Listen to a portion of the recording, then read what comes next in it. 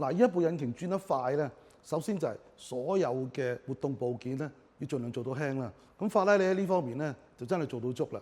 第二咧就係要入氣入得多，因為你入氣入得多，再俾多啲油，咁啊力量先會出到嚟噶嘛。呢一部引擎特別嘅地方咧就係採用一個可變長度嘅進氣歧管。